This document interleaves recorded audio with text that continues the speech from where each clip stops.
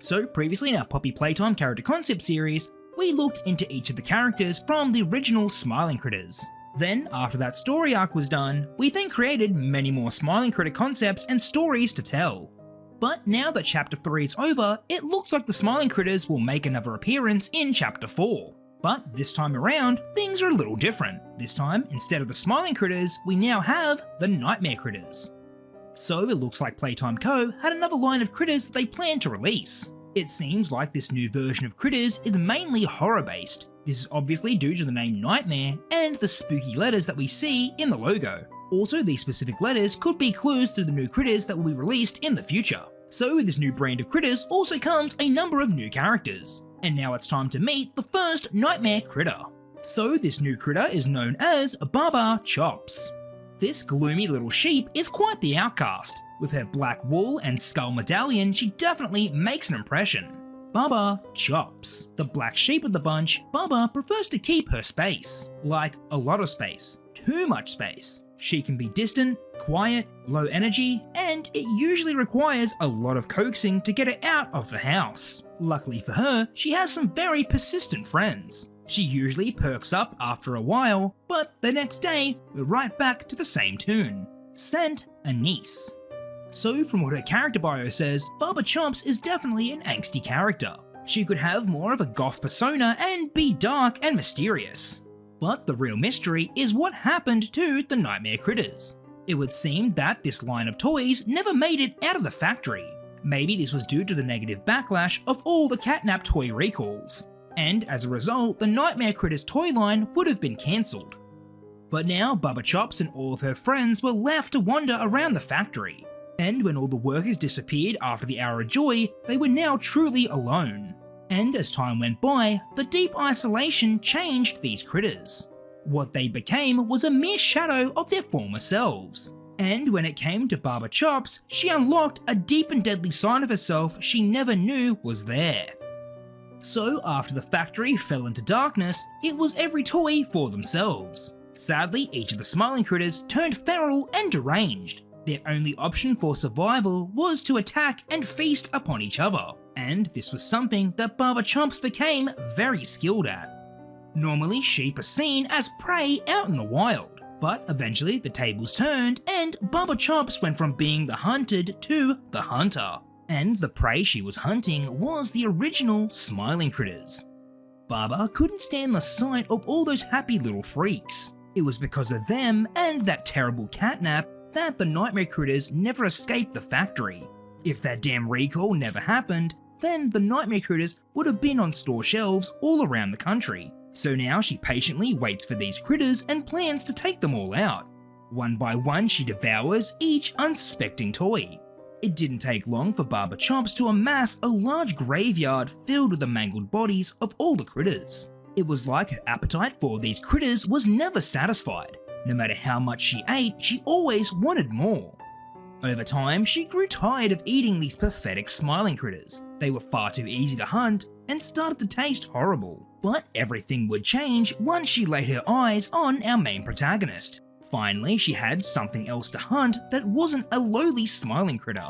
She was waiting for an opportunity like this for a very long time, and she wasn't about to let the player get away. She'd just have to wait patiently and pick the perfect time to strike. And unknown to the player, that moment could strike at any time. Speaking of the player, we now return back to their journey. Once again, they found themselves lost in a strange area of the factory.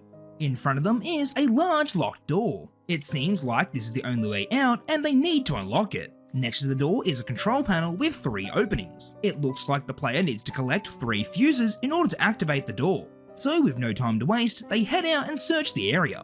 As they search around, they find something quite disturbing. Littered all around this area were the bodies of all the Smiling Critter toys. Each and every one has been chewed up and mangled. It's almost like something has been eating them. Everywhere they looked, these chewed up toys were everywhere. They need to quickly find these fuses and get out of here. It doesn't take long for them to find the first fuse. 1 down, 2 to go. The player can't help but feel like something or someone has been watching them this whole time. It almost felt like the placement of these fuses was deliberate, like someone planted the fuse there for them to pick up.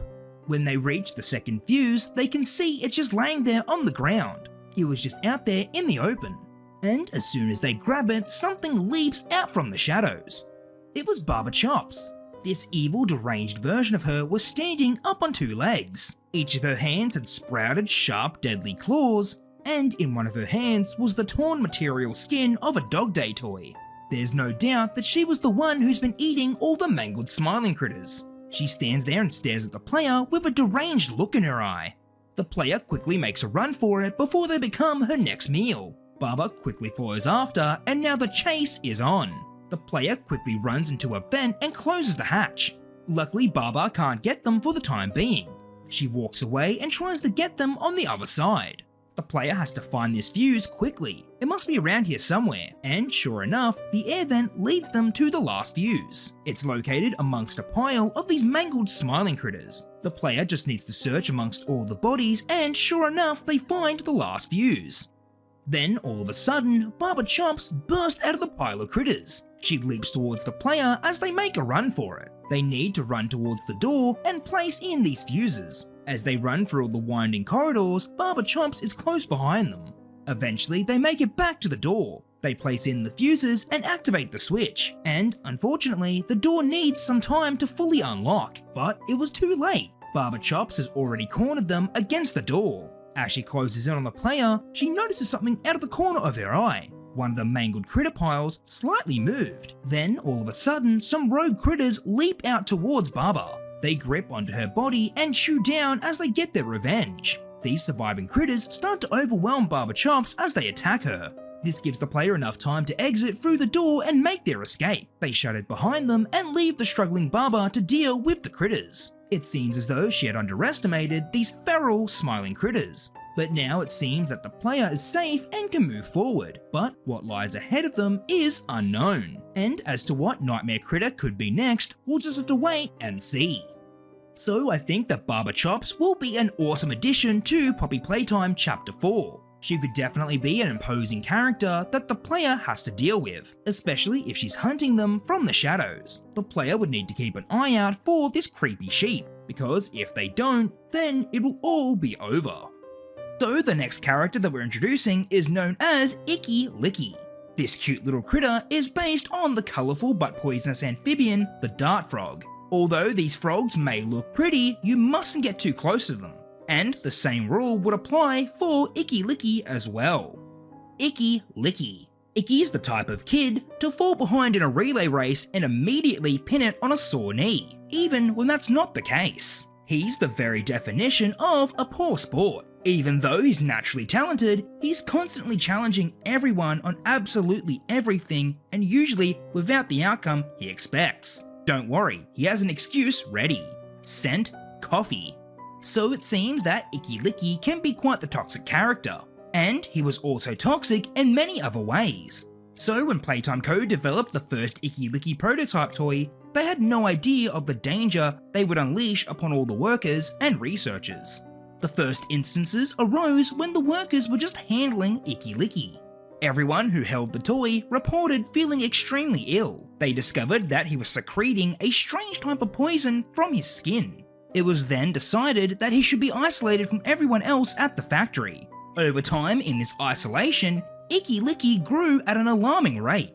With his rapid growth, he developed a new way to administer his poison. Aside from being just like a dart frog, he also took on the traits from the Peepa toad. Just like this unsightly amphibian, Licky developed multiple holes all over his back. With this new mutation, he was able to spit out multiple globs of poisonous slime. This slime started to spread as it coated all the walls and the floors of his cell. Eventually, this slime weakened all the walls and he was able to escape his confinement. Now that he was free, he was able to spread his toxicity as much as he pleased. Anyone who came into contact with this poisonous slime would suffer a terrible fate. It would only take a matter of minutes and it would all be over for them. If any of the corridors or hallways were coated in this poisonous slime, they couldn't be accessed. But eventually the workers developed a GrabPack attachment that would fix this problem. It was named the Spraymatic, and it was used to clear this poisonous slime. It sprayed a special solution that would instantly break it down and dissolve it. But if Icky Licky found anyone with these spraymatics, he would snatch it away with his tongue and leave them defenseless. In the end, Icky Licky claimed this area as his own. His poison spread far and wide and left no one alive. And if anyone else were to invade his domain, then they'd better watch out where they step, because if Icky Licky's poison gets on them, then it's all over. But now we return back to our main protagonist. After dealing with Bara Chops, they are now still making their way through the factory, but it seems that they've run into a little bit of a problem. The way forward is covered in this strange looking purple goo. This slimy stuff is all over the place. Something tells them that they probably shouldn't touch it, but they need to find a way to get past this strange substance that's blocking their path. So the player decides to go look around for anything that can help. All throughout this area are traces of the slime. They would need to do their best to jump over the puddles and even swing over it as well. What on earth could have made all this strange stuff? Whatever it was, the player didn't want to stick around to find out. Eventually they locate a room that contains a handy new item for their GrabPack. This item is the Spraymatic. They also find a note explaining the dire situation. It explains that Icky Licky has spread his poison all over the facility, and this item is the only thing that can help. With this now they can wash away all the poison and make the path clear, but they need to look out for Icky Licky. If he catches the player with the Spraymatic, then he wouldn't be very happy. So the player equips it and heads back to clean up the mess. As they make their way back, a glob of purple poison flies right at them. They narrowly dodge it as it sticks to the wall. Icky Licky has found them and he isn't happy. He launches more poison directly at the player. They need to quickly aim at these globs and spray them in midair. So this is who's responsible for spreading the slime everywhere. This grotesque nightmare critter loves spreading his toxicity everywhere he goes. And the idea of the player cleaning it up truly angers him. The player quickly rushes back to the hallway to make their escape, and Icky Licky follows right behind them. They start washing away the poison and making their way forward, but Icky Licky is right behind them as they do so. Fortunately, due to his size, he can't move very fast, but as he slowly moves towards the player, he continues to spit out his poison. So the player has to juggle between washing the way forward and turning around to defend against the oncoming attacks. If they manage to spray the solution into his mouth, then they would stun him for a few seconds. Eventually, after balancing both tasks, the player clears the hallway and all the poison. But at the last second, Icky Licky grabs onto the Spraymatic with his long tongue. He rips it off their GrabPack and swallows it whole. But what he doesn't know is that the player set it to auto-spray.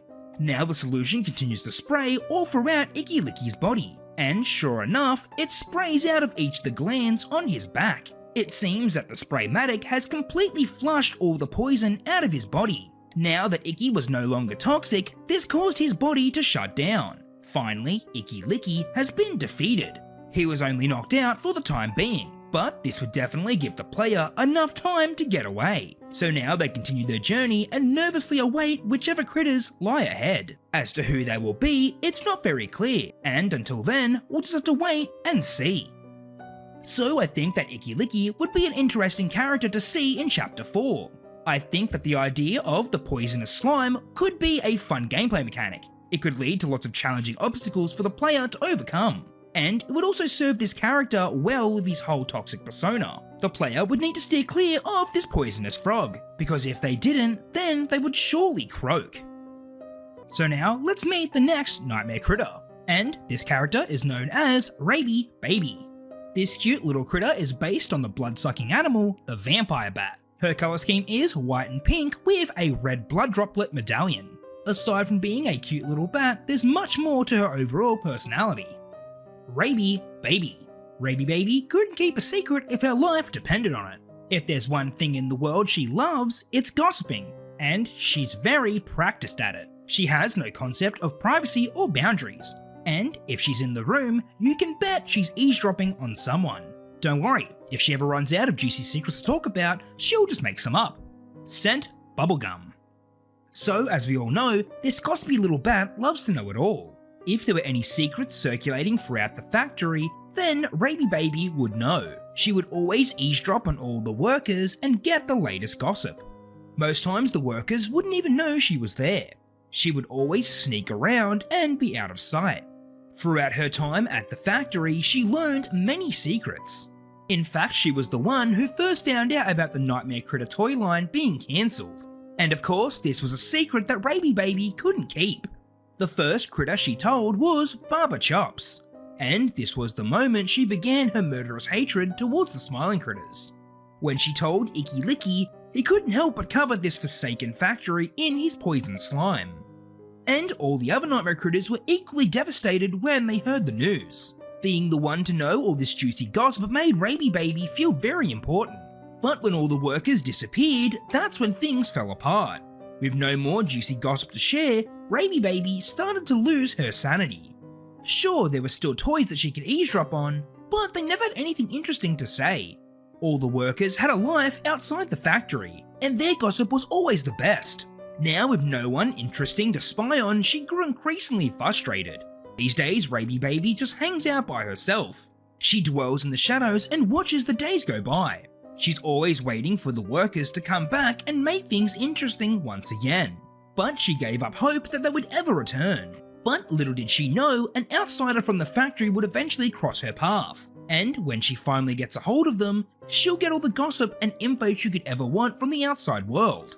And once she's gotten a hold of this stranger, then she'd never let them go. So now we return back to the player. They've made it further through this area, but surprise surprise, they've come to another roadblock. This time they stand in front of 3 doors, each labelled 1 to 3. They assume one of these doors must lead to the way forward, but the remaining doors are surely a trap. Well, there was only one way to find out for sure, so the player picks door number 2. They walk through and wait to see what's on the other side. Suddenly, they find themselves walking through a series of hallways. This place looks familiar to the other areas that they've been to before. As they make their way down the corridors, something leaps out towards them. They dodge it at the last second and see what it is. Hanging from the ceiling was Raby Baby. She drops down and lands on her feet. She charges after the player as they run back towards the door. They need to make it back in time before they get snatched up by Raby Baby. They burst through the number 2 door and slam it closed on Raby. Well, it looks like there's no going through that door. They then try their luck with door number 1. As they walk through, they find themselves crawling through a series of air vents. They navigate through the cramped spaces, hoping to avoid Raby Baby. But only moments later, she bursts through the thin metal and tries to attack them.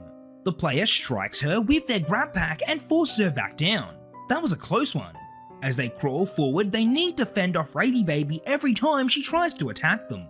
The player continues to crawl forward until they reach the end. As they drop down from the air vent, they find themselves in front of the 3 doors once again. Damn, those vents must have looped them right back around to the beginning. Well, it looks like their only choice is to try door number 3. So they walk through and see what's on the other side. This time, it's a series of stairs. Each flight of stairs leads to a different level. Finally, this is looking like a promising way out, but before they know it, Raby Baby was right behind them. She leaps down from the ceiling and charges towards the player. They make a run for it and hope that these stairs lead to the way out of here. But they'll need to be quick because Raby Baby will be right behind them. And if they stop for even a second, then she'd capture the player and never let them go. Finally, the player spots the exit and rushes towards it. The door is open and they just need to make it through. But they'll need to press the GrabPack switches in order to ensure it closes behind them. They quickly press the button and slide underneath the shutter. The door closes on Raby Baby and now the player is safe. They continue down the hallway in hopes of finding a way out of this area. They just escaped this crazed bat and now hope there isn't any other critters lurking around the next corner. But something doesn't feel right. It feels like Raby Baby gave up a little too easily. The player managed to escape, but she didn't follow them through to the next room. Maybe it was over. Maybe she'd given up. But the player knew they were wrong, because hanging from the ceiling in front of them was Raby Baby. It seems like she won't give up until she captures the player.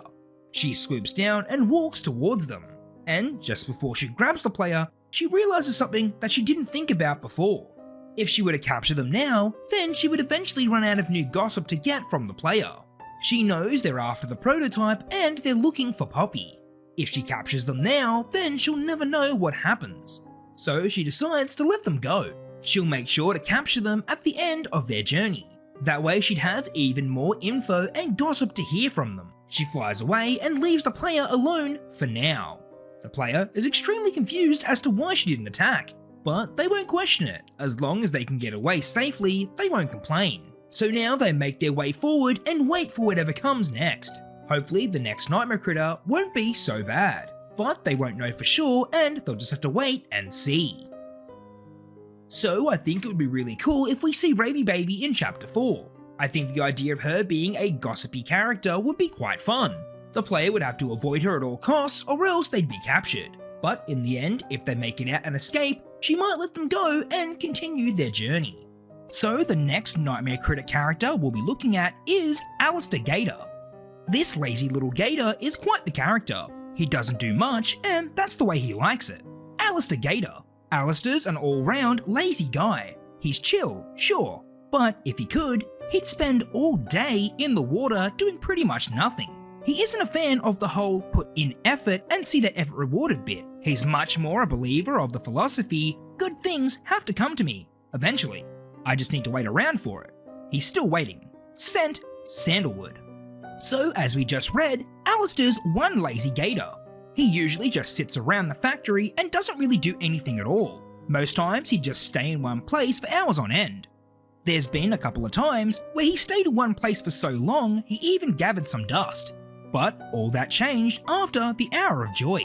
Throughout this tragic event, Allister didn't get involved. It wasn't because he cared about the workers, it was mainly because he couldn't be bothered to move or get up.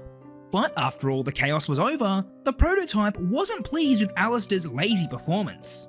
They couldn't stand how lazy he was. The fact that he didn't join in and just sat there truly enraged the prototype. So they thought they'd put a little pep in his step.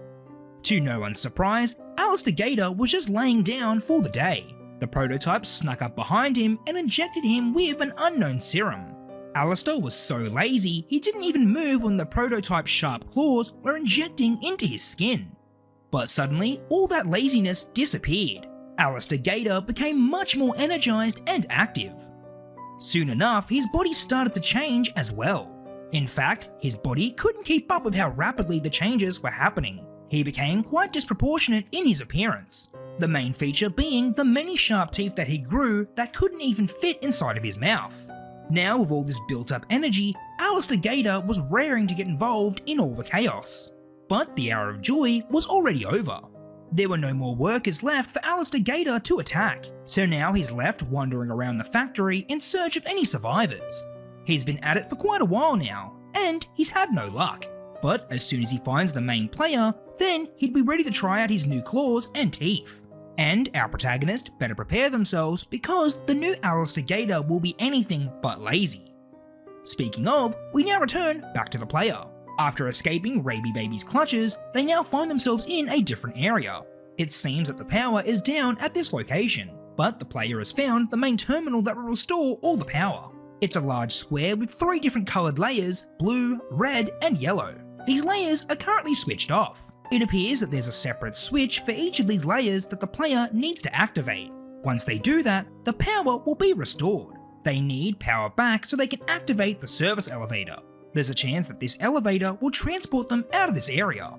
But they won't know for sure until they board it, so the player sets out to find the first switch. They'll know where they are located if they follow the coloured wires. Each coloured wire will lead to the right switch. As they walk around this area, they can see what looks to be bite marks and scratches everywhere. Wooden crates are filled with holes, and all the walls have deep scratch marks. What on earth could have done this? They would have to have very strong teeth and strong claws. And something tells the player that another nightmare critter is close by. They need to be quick and find these switches. Eventually they locate the red switch. They turn it on and the red ring in the square lights up. Okay, 1 down, 2 to go. But just before they leave this room, Allister Gator smashes through the wall. The player gets a good look at this monstrous creature that stands before them. He has so many teeth that they can't even fit inside his mouth. His claws are overgrown and look razor sharp. Without hesitation, Allister charges straight towards the player. They make a run for it before they get chomped in half. All throughout the hallways are multiple steam vents. If the player hits them with their GrabPack, then the steam will jet out and slow down Allister. Eventually, if they hit enough of the steam vents, Allister will retreat from taking too much damage. After the chase is over, the player has located the blue switch. They activate it and the blue ring lights up. Now, only the yellow switch is left to go. The player keeps an eye out for Allister. They won't know when he's about to strike again, and when he does, they'll need to be ready. Moments later, Allister Gator makes his return. He's cornered the player in a narrow hallway. As he approaches them, they need to think of an idea and quickly. They notice right above them is a storage hatch. They quickly grab onto it and open it at the last second. Multiple toys come crashing down on Allister. He's buried in a pile of toys and the player takes this chance to quickly get away. Now they've located the yellow switch. Once they switch it on, the final light is lit. The power is restored and the player rushes back to the service elevator. But when they arrive, they can see Allister has destroyed it. He seems proud of what he's done, and he's got the player trapped with nowhere to go. All seems hopeless, but there's still one thing the player can do. They rush back to the power grid and Allister follows after them. If they can get him to attack the glowing power squares, then maybe that could knock him out for good. With the service elevator already destroyed, it was worth a try. Finally, they reach the glowing power grid. They position themselves right in front of it and wait for Allister Gator to attack. He charges right towards them and they leap out of the way at the last second. Allister sinks his teeth and claws into the power grid. Suddenly, all the stored energy starts surging through his body. Bolts of red, blue and yellow power constantly electrify the angry Gator. And when all was said and done, Allister was fried to a crisp. He won't be going anywhere anytime soon.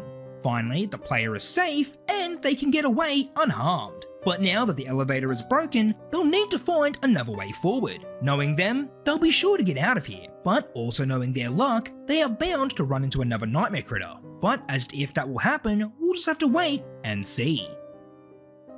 So I think that Allister Gator would be a really cool character to see in Poppy Playtime Chapter 4. I think the idea of him being influenced by the prototype and becoming a monstrous creature could be pretty interesting to see. He would hunt down the player relentlessly and never give up until he destroys them. And with him lurking around each corner, this would definitely put a lot of pressure on the player. They would need to do their best to stay alert and activate the power, because if they don't, then Allister's many sharp teeth will be the last thing they see. So now, let's introduce our next nightmare critter. And this new character is known as Simon Smoke. This little red dragon is quite the character. He's the coolest critter this side of Playtime Poe, and he's certain everybody knows it. Simon Smoke. Simon Smoke knows he's cool and popular, and he makes sure nobody ever forgets it. Whether showing off for his friends or just bragging about one of his accomplishments, it's always a popularity contest with him. Almost always he wins. In truth, he's a colossal jerk, but he does have a knack with getting away with being one. Scent wood smoke. So Simon Smoke has quite the large ego. He's constantly showing off and needs to be the center of attention. Being cool is the one and only thing that matters to Simon Smoke.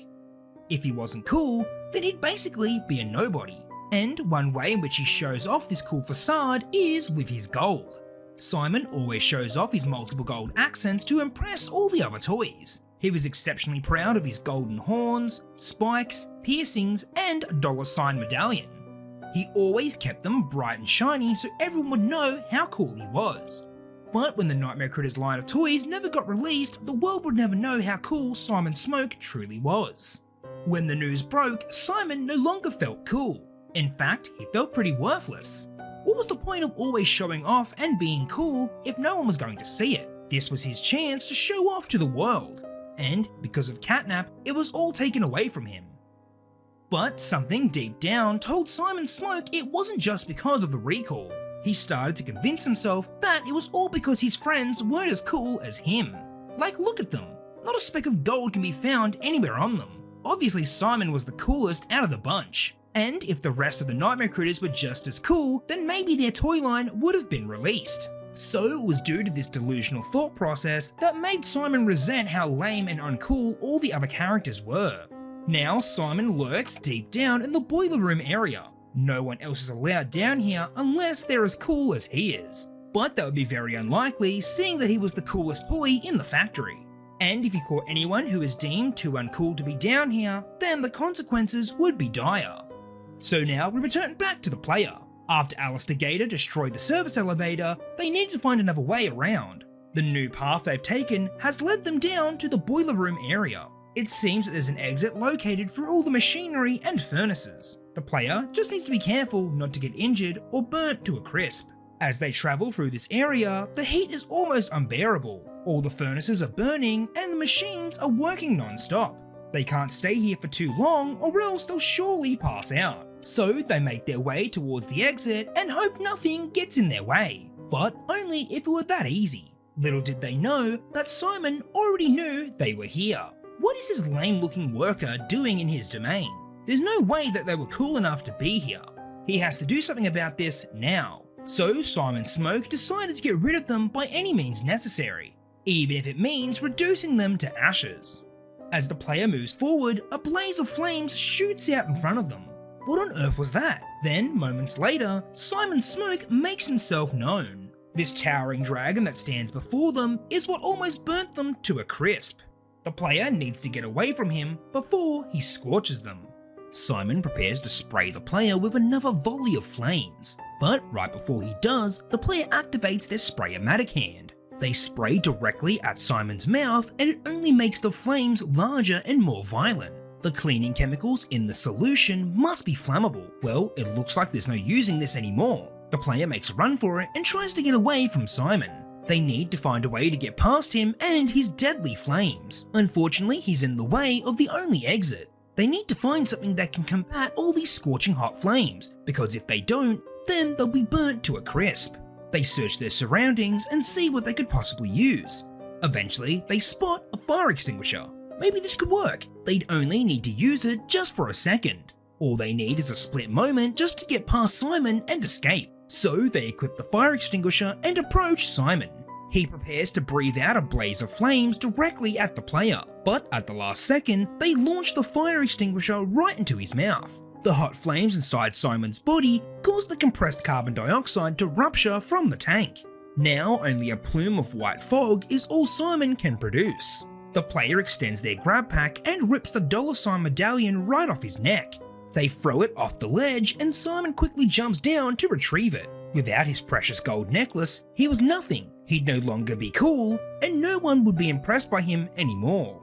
But finally, the path forward was clear for the player. With Simon chasing after his golden $sign, they'd be able to safely make it towards the exit. And as they make it through the boiler room area, they prepare themselves for whatever happens next. Who knows what critter they'll encounter around the next corner. All they do know is that they need to be ready for anything. And as to who the next character will be, we'll just have to wait and see. So I think that Simon Smoke would be an awesome character to see in Chapter 4. I think the idea of a dragon critter toy would definitely fit the vibe of Poppy Playtime. I think that his fire breath would offer up quite the challenge for the player. They would need to be careful and avoid getting burnt alive by this fearsome dragon, but hopefully they can extinguish the fire before it engulfs them entirely. So now let's introduce the next nightmare critter, and this character is simply known as Poe. This dark little raven isn't a fan of the outside world and its bright radiant sun. If Poe had it their way, they'd prefer the world to be nothing but darkness.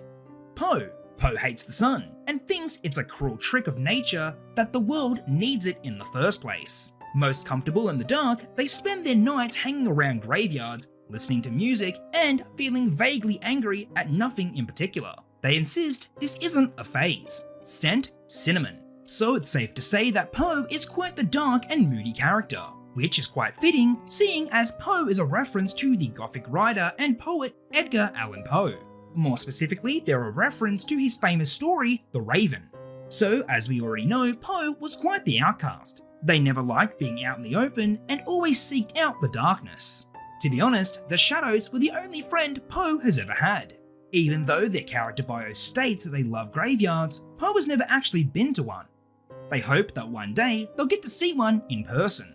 But seeing as there was no graveyard in the factory, Poe chose the next best thing.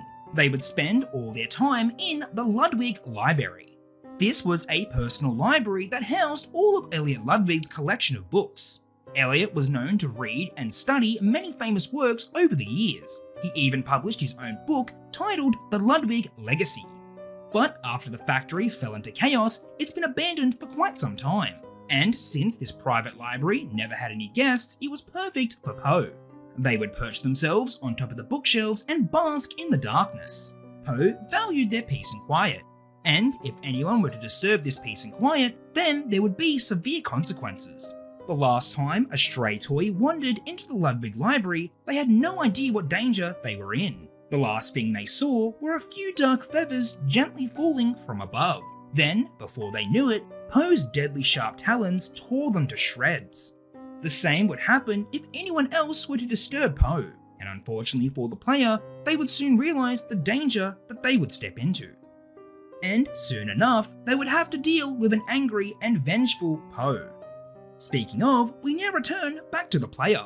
After escaping from Simon's smoke in the boiler room, they now find themselves in a strange new area.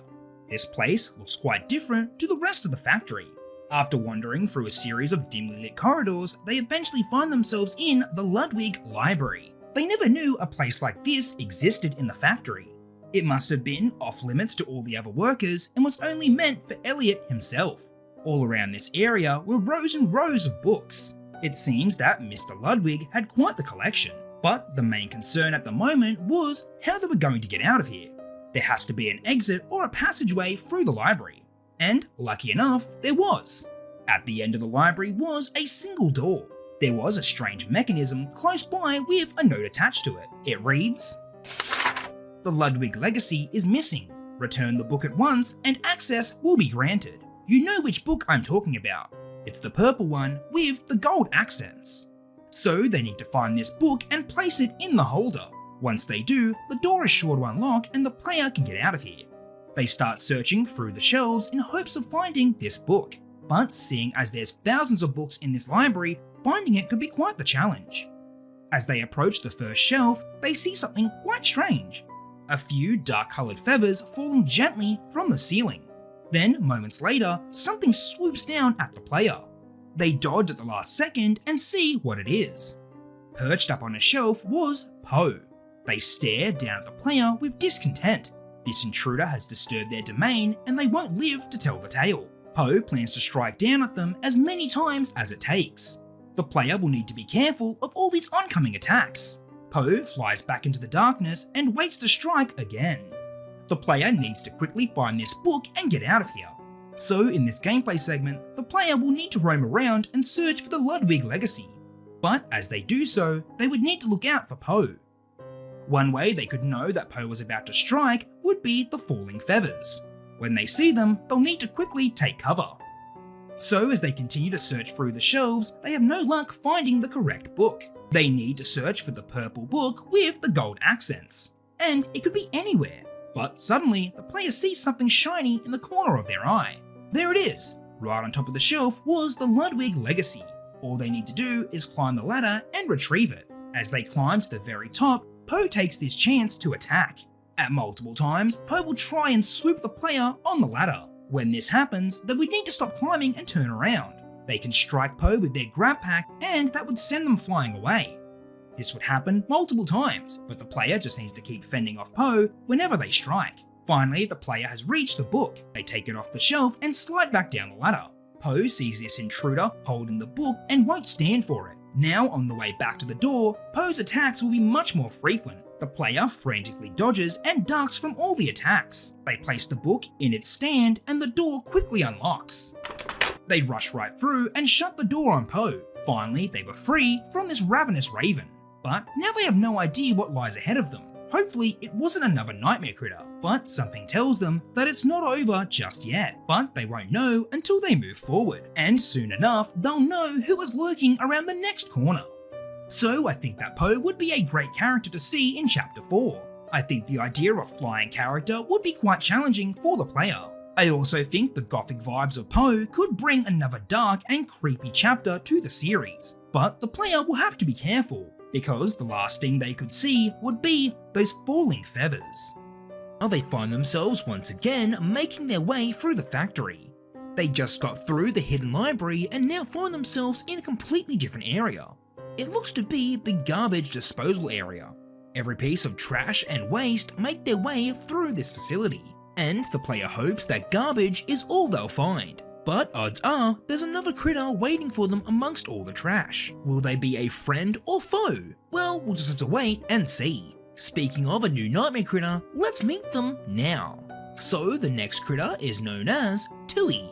This little rat sure does love trash. Everyone knows because he won't stop talking about it. Tui, it's pronounced 2E, is a self-proclaimed trash rodent. When he's not busy eating and collecting garbage, he's a lively conversationalist. He talks a lot, which is made all the more surprising by him having shockingly little to say. If you ever need someone to provide insightful commentary on some random piece of junk, Tui is your guy. Sent Petrichor. So as we just read in his bio, Tui is quite the expert on trash. And here at the waste disposal facility, he felt right at home.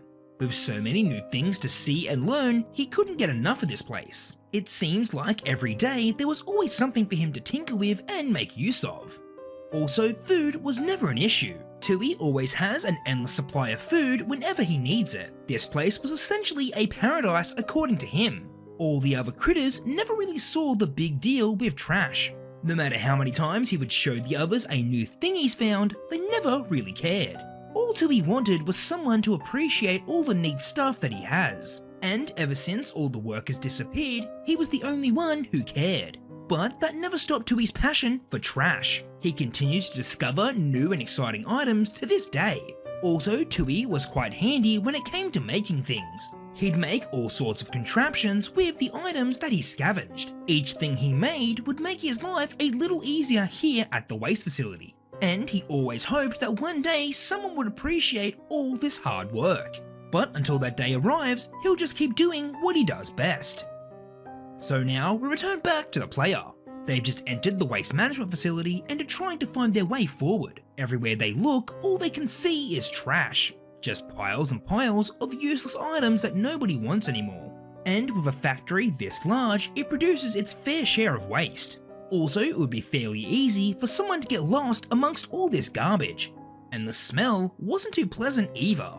But regardless, the player needs to keep moving before another twisted toy makes an appearance. As they traverse through all this garbage, they need to be careful of their footing. One wrong step and they could collapse the pile and be buried underneath. And just as they take their next step, they feel the floor give way beneath them. They plummet down below as they fall through all the garbage. Now they're trapped in this deep trash pit. There's nothing they can grab onto to lift themselves out. What are they going to do now? If they can't find a way out, they'll be stuck here for good. As they try to think of a plan, a mysterious character comes to their rescue. They lower a rope and hook down to the player so they can pull themselves to safety. And once they made it out of the hole, they finally see who saved them. It was Tui. He heard all the commotion and rushed down to see what happened. At first sight, the player wasn't sure if Tui was another one of these evil nightmare critters. He looked friendly enough, and he did just save them as well. Tui tells the player to follow him. It isn't very safe out here, and they might fall through the trash again. So with no other option, the player follows this friendly trash rat. Eventually, they both make it to Tui's makeshift home. The player is quite impressed that this little critter made this all on his own. The player also notices some of the rare items that Tui has collected, including a limited edition rainbow huggy, an old box of bron bites, a rare Poppy playing card, and many more interesting items. The main protagonist hasn't seen these items in years. They must have all been thrown away. Needless to say, they were pretty impressed with all these things. Finally, someone was truly appreciating all the objects that Tui had collected. He couldn't be happier. And because of this, he wanted to help out the player as much as he could. The player explains to Tui how they need to get out of this area. All of his nightmare critter friends are out to get them and they need to get out of here safely. Tui understands and agrees to help. He tells the player that the only way out of the waste management facility was through the water treatment plant. But unfortunately, this water treatment facility has been totally flooded. The only way to get through that area is to go underwater. But luckily for the player, Tui has been working on a new project. With all the materials that he's gathered, he managed to construct his very own makeshift submarine. With this submarine, he was planning to dive into the treatment plant to see why it's been flooded. But now it seems like the player needs it much more than Tui does. So he agrees to let them use it in order to escape. They just need to wheel the submarine down to the water entrance hatch and the player could be on their way. They can't believe that Tui has the ability to build such a thing. He truly was a talented little critter. So they both load the submarine onto the tracks and wheel it over to the water hatch. As they push the submarine forward, they need to unlock a series of gates and obstacles. If there were any broken switches, Tui would be able to fix them no problem. Eventually, after making their way through all the obstacles, they reach the entrance to the water treatment plant. Tui wasn't kidding. This place was completely flooded. The only way they were going to get through this area was with the sub, but hopefully this thing was safe to travel in. Tui assured them it was totally safe, but there was only one way to find out. The player climbs in and says goodbye to Tui. He wishes the player all the best and then pushes the submarine into the water. Here goes nothing. Hopefully the player can make it safely through this area. But what waits them in these dark deep waters is still a mystery, and they'll have to wait and see what's down here with them. Tui didn't have the heart to tell them, but he knows what's down there. It's the only way forward, but he knows his submarine will keep the player safe. Well, at least he hopes it does. So I think that Tui would be a great character to see in Chapter 4. It's always great to have a friendly character, and especially one as helpful as Tui. But as to if we'll meet him in the next chapter is unknown, and until Chapter 4 releases, we'll just have to wait and see. So now let's take a look at the last character of the Nightmare Critters. So this critter is known as Maggie Mako. This hungry little shark sure can eat. In all honesty, it's one of her favourite pastimes. As long as she had something to chomp on, she'd be happy. Maggie Mako. Maggie is always thinking about her belly. She's happiest with food in her mouth, and believe us, she's not picky. She loves sweets, but veggies, yuck. Don't be surprised if she takes your health eating habits advice with a dabble of sugar, some chocolate syrup, whipped cream, and a big cherry on top, all while laughing at you profusely. Scent chocolate. So, although eating made Maggie happy, in the end, it was her ravenous appetite that was her undoing. After eating something she wasn't supposed to, her body started to drastically change. No one really knows what it was, but a sample of a new form of gas managed to find its way into the water plant, and it didn't last very long in those waters. The strange chemical she consumed transformed her into a monstrous version of herself that couldn't stop eating. Anything or anyone that fell into those waters was practically fish food. The workers would feed Maggie from time to time to ensure she was kept calm. They still needed her because that new chemical compound was still active in her system. In order to replicate it, they'd need to get a sample of her blood, but getting close to Maggie wouldn't be easy. Over time, her body kept rapidly changing. If she ever found herself out of the water, she would simply just adapt to her new surroundings. But ever since the workers disappeared, the water treatment plant has completely flooded. Now, Maggie lurks in the waters looking for her next meal. She's been locked inside this area for quite some time, and it's been a while since food has entered these waters. But she'll find something new to eat before she knows it. So now we return back to the player. They've now entered the water plant in Tui's makeshift submarine. The player needs to find the water drainage port in order to clear this area and make it accessible. But just as they make their way there, something suddenly slams into the submarine. What on earth was that? They take a look and see what it was. It was Maggie Mako. She's found the submarine and desperately wants to eat the player inside. The player grabs the controls and tries to navigate the submarine out of Maggie's reach. If they take any more damage to the submarine, then it'll surely fall apart. And then they'll be left out in the open water to be devoured by Maggie Mako. So they'll need to steer the sub and get away from Maggie. They can steer into smaller waterways in order to get away. They aren't far from the water drainage port now. They just need to keep clear of Maggie and they'll be out of here. Suddenly, out of nowhere, Maggie strikes the submarine once again. The sub has now sprung a leak and is starting to fill with water. The player needs to place their grab hand on the leak in order to keep it plugged. They finally reach the water drainage port and activate the switch. The port opens up as all the water starts to rapidly drain from the area. As it does, Maggie strikes the submarine again. The sub is about to fall apart. There's leaks all over and the player can't manage them all. But luckily, before they know it, all the water from this area has drained out. They exit the submarine and see Maggie floundering on the floor. She stares at the player as she struggles for air. And then, moments later, she stops moving. Well, it looks like it's all over. The player just needs to find the exit and they'd be out of here. But just as they turn around, they hear a strange sound. Maggie starts to twitch on the floor. Then, suddenly, something erupts out of her body. Long, spider-like legs start moving Maggie's body around on dry land. She's somehow adapted to walk around on her very own. She charges after the player as they make a break for the exit. They need to get out of here before this new twisted version of Maggie Mako devours them whole. Maggie's new legs allowed her to move much quicker on land. She could also breathe without being in the water. This rapid mutation is probably due to the mysterious compound that she accidentally ate. Now it's made her even stronger and twice as hungry.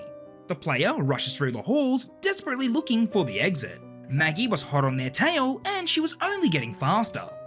The player could climb up ladders to reach higher areas, but Maggie would just climb up as well and continue to chase them. Finally, the player locates the exit, but it requires multiple power cell batteries in order to open it. So the player needs to load in these batteries while also fending off Maggie Mako. They can use the batteries to raise multiple floodgates in order to block her path.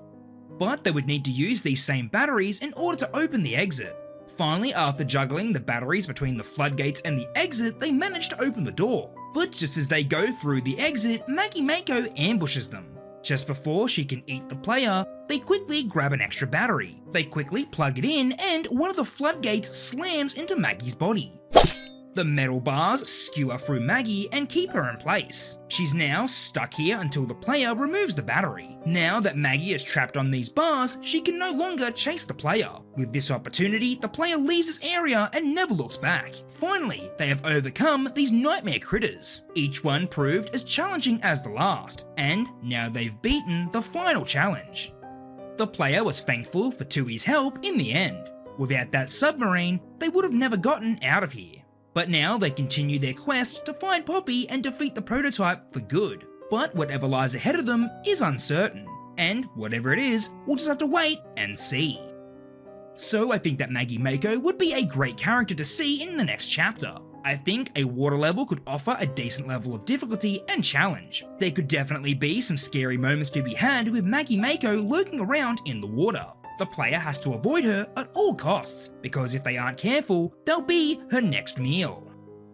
Alrighty everyone, well that's all we have for today's video. I hope you all enjoyed, and if you did, please consider leaving a like, commenting and subscribing, as it helps a lot and it's greatly appreciated. As always, let me know in the comment section down below what you thought of today's character, Maggie Mako, and what you'd like to see going forward. Also, be sure to comment down all your theories for what you think is going to happen in Chapter 4. And lastly, I would just like to say a very big thank you to everyone who watched today's video and helped support the channel. I also had so much fun making all these new Nightmare Critter character concepts, and I hope you all enjoyed them as well. And I'd like to say a very big thank you to our Gamerjoob members for helping support the channel. But alrighty everyone, until the next Poppy Playtime character concept video, I'll catch you in the next one. Bye.